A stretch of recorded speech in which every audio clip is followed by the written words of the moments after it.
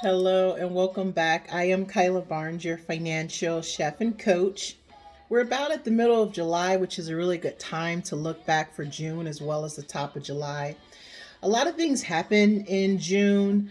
A few things are still deteriorating and working well for us in the month of July. But I did want to just cover some of the things we've seen so far. And just like last time, I wanted to start off with a quote. The very first quote, I have two today. The first quote is that if you don't think for yourself, you're allowing others to think for you, which is key. The second quote I read in the book Millionaire Next Door, which is that if everyone is doing the same thing, then not one person is doing something different. I really like that. And if I had to add one other quote, it would be by John Maynard Keynes, which he said, markets can remain irrational longer than you can remain solvent, which is 1,000% correct because the markets have been just very irrational. They've been erratic. And if you are a person who's trying to hang in there with purchasing, with scalping, with buying down, which, is lowering your cost basis, it could hurt with you experiencing lower and lower prices at times in which the chart should technically have rebalanced if you're a person who likes to chart the market. So just wanted to also speak to that as well and to tell you that time in the market is greater than time outside of the market. Historically, it shows that. So, if you're a person who is trying to time the market, it may not be working to your advantage, even if it's just a short term trade, just because the markets have so much irrational behavior that is not precedent. What do I want to say? I want to say that is not captured from this time last year because the markets did rebound by this time last year. Actually, they rebounded near the top of the second quarter and the end of the first quarter. So we have some new movement that is going on right now that makes people a little bit more nervous, especially with the difficulty that is abroad with the Russian war. So those are the quotes that I wanted to cover. Some of the highlights in June, again, June was very loaded. A lot of economic data came in. You had the splits, stock splits, one for 20, related with Google as well as Amazon. If you are looking to purchase those, proceed with caution. They could bounce or they could possibly make new lows just because now more people can purchase them, right? One share, Google and Amazon, is in the $100 range versus before it was maybe at 2,000. So that is something to consider, that there's new buyers that are going to flood in that market and they could drive the price into an area or to a low or high that may be a little premature for you. So whatever your goal is, stick to it. Whatever your original trade was, if you're going to trade those hot stocks, make sure you have a very strong, confident entry point and exit point.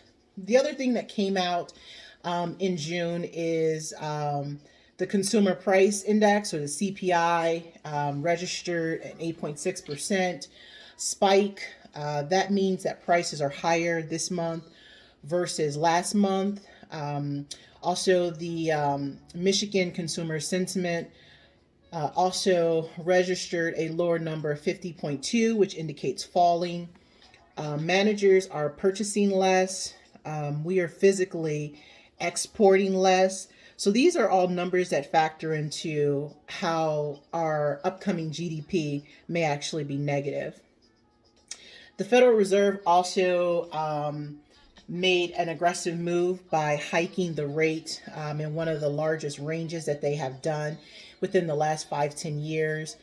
They're now expecting the range or the window, the Federal Reserve target rate, to be between 1.5 and 1.75, with the possibility, according to CNBC, that it could hit 3.4% by the end of 2022. What does that mean to you? That means that sitting cash, such as in a brokerage firm money market or a high paying savings account or online savings account, could actually beat the treasury rate by the end of the year, especially if you're looking at the 10-year or the 15-year treasury rate. It also indicates that the yield curve has inverted because short-term interest rates would be higher than longer term interest rates. So that's just really something to consider when you're taking money out of your savings account and you want to put it in the market for growth.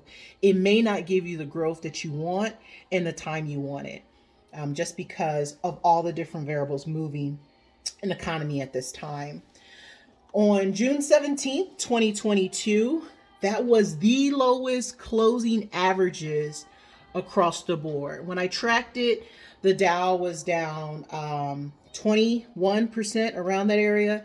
The S&P was down 20.93%, and the NASDAQ was down 33.92%. That was on June 17th, 2022.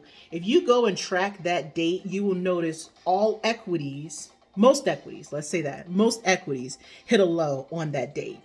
That also is one of the points in which we can track going forward for if stocks are bouncing off. So just like a line is an infinitive point in time where like it either starts in one place and it ends in another place, but it's infinite, one way to the other way.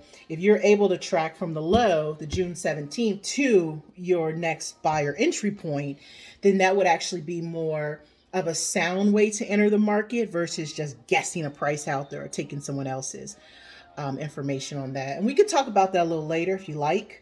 That's what consultations are for, so that we can deep dive into the things that matter to you.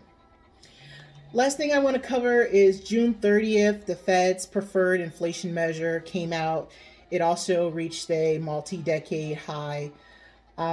We have several things that are moving: personal consumption, expenditure prices, which measure the same thing that CPI measures, but it's more so excluding. It excludes, let me see here. So CPI measures goods and services changes of out-of-pocket expenditures for all urban households.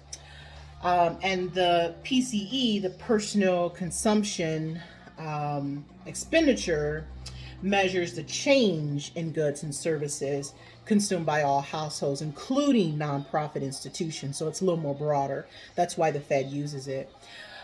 It also excludes the volatility of food and energy, which the CPI, the Consumer Price Index, includes.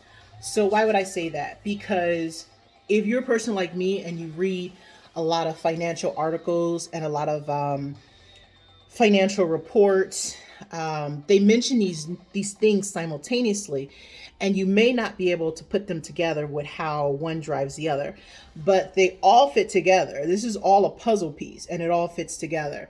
PCE, personal consumer expenditures, core PCI, personal consumer index, they all fit together, and they also can and show reflections to inflation, which then drives a recession. A recession drives the Fed to act or not act.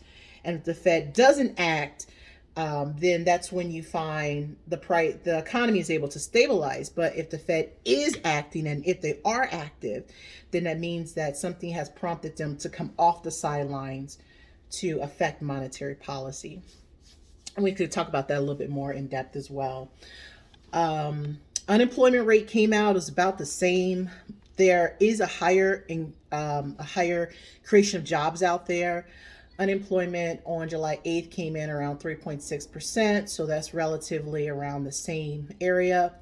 Up next, you have housing starts around 7/19, so it's going to be the 19th of July. Existing home sales around the 20th of July.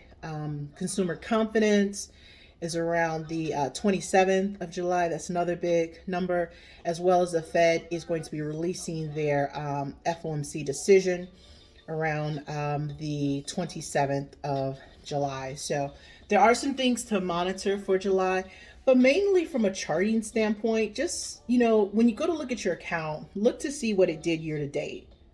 Look to see what it did in the quarter. Look to see which month has performed the worst so far this year. Also look to see what you're invested in. Are you invested very heavily in large cap or mid cap or small cap, or do you have like a concentrated sector position? That's something to look at. How much of your account is sitting in cash? How much is sitting in bonds? If you were to look at the financial reports that come out around earnings season, you will see that most of these financial companies are not 100% in assets. Some of it is cash, some of it is cash tangible. So that lets you know that if you have a portfolio that is 100% exposed to the market, that you could be too heavy. So that's what I have for today. I know I covered a lot, but feel free to go to the website www.oneginglaze.com.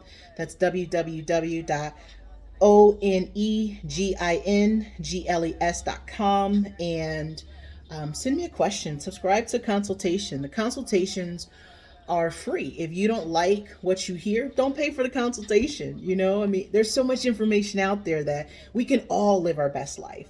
So I'm here to help. I'm just one of the many resources that are out there. But if you do want to deal with me on a one-to-one basis, I definitely welcome that opportunity and would love to have you as a client.